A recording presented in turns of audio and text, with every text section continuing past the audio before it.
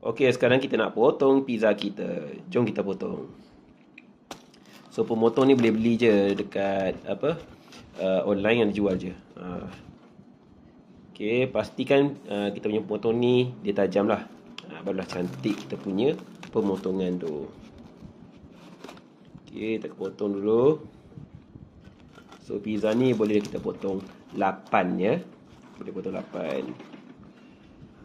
Dah tebal. Elok je. Okey, seterusnya kita potong dekat sini pula. Okey.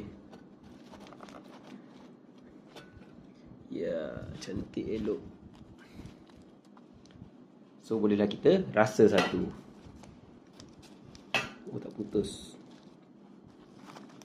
Tarik satu. Beginilah bila pisau tak berapa tajam. Macam itulah dia. Okay, kita boleh rasa dulu satu. Okey, ini dia. Memang sedap.